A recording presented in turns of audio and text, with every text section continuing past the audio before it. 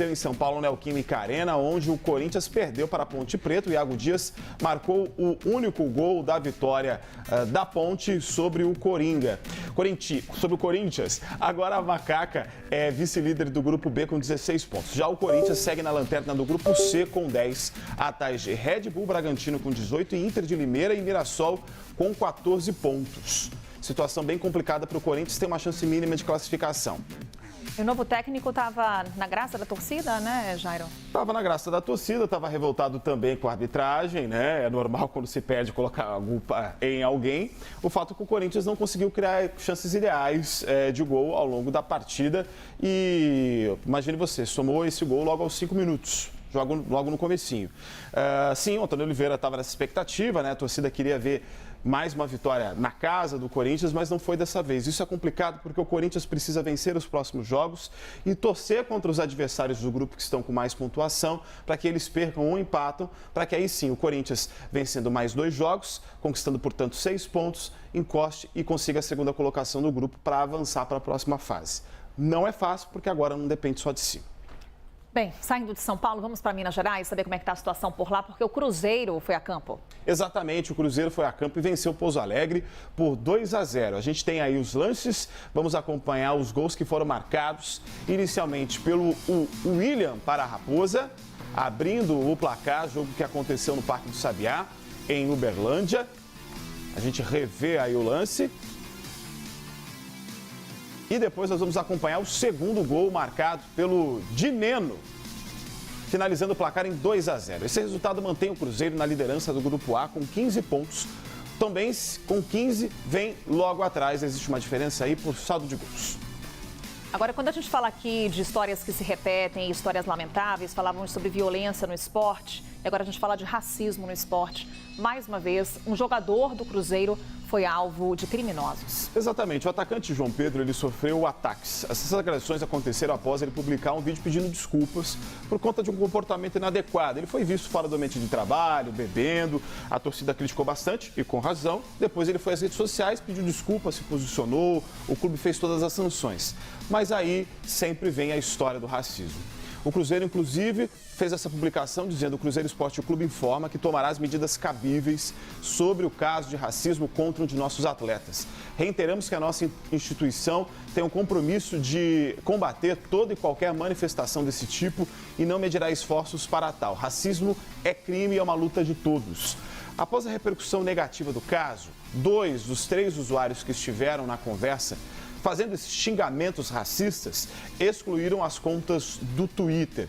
Já uma outra pessoa restringiu a conta para os seguidores. O que a gente espera agora é que sim, a Polícia Civil e o Ministério Público de Minas Gerais entrem em cena para que essas pessoas sejam punidas. A gente tem que lembrar que racismo no Brasil é crime e é possível sim de punição, multa, inclusive cadeia. E está registrado, né? Não adianta pagar conta, não adianta restringir conta, está registrado. Vamos agora ao Campeonato Saudita. Tem time com caras conhecidas aqui do torcedor brasileiro, cada vez mais perto do maior número de vitórias seguidas na história. Exatamente. Tá virando um gigante, né? O Al Hilal, time de Jorge Jesus, de Neymar, que vai enfrentar o Al Ettifaq.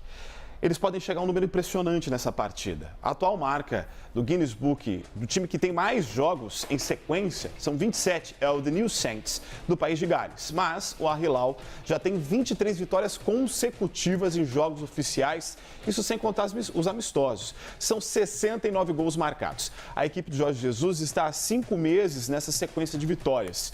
O Al Hilal é líder do Campeonato Saudita, semifinalista da Copa do Rei Saudita e está nas quartas de final da Champions Asiática. Só para jogar uma pimentinha, boa parte desses jogos sem Neymar. Jogou, né, o tempero? Não jogou. Você joga o tempero, o Neymar não jogou, é isso, Exatamente. Jair. Bem, vamos mudar agora do futebol para o tênis, porque está acontecendo o Rio Open e tivemos brasileiro campeão. Tivemos sim, o gaúcho Rafael Matos venceu o torneio de duplas ao lado do colombiano Nicolás Barrientos. Os dois venceram os austríacos Alexander Erler e Lucas Midler por 2-0.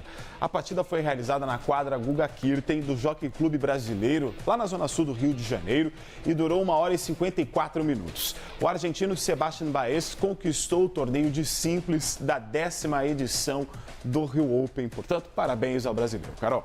Parabéns, sempre bom, né? Brasileiro brilhando aí no esporte. Vamos encerrar aqui nossa conversa, Jairo, falando de Daniel Alves. Tivemos repercussões, pessoas aí, peso pesado do esporte falando sobre o assunto. Exatamente. O técnico Tite do Flamengo foi questionado. Lembrando que o Tite e o Daniel Alves já trabalharam juntos na seleção, né? Eles, inclusive, por duas situações trabalharam juntos, né? Inclusive, o lateral, esteve na Copa do Mundo de 2022 do Catar. Vamos dar uma olhadinha, inclusive, no que o técnico do atual Flamengo explicou e falou sobre a situação do Daniel Alves. Veja. Eu não posso fazer julgamento quando não tendo todos os fatos e todas as informações verdadeiras a meu respeito. Eu posso falar conceitualmente. Conceitualmente, todo erro deva ser punido. Conceitualmente. Agora, eu não sou julgador e não tenho todos os fatos.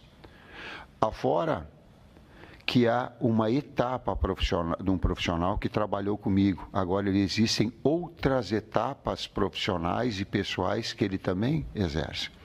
E que a essa eu também não conheço e também não posso julgar.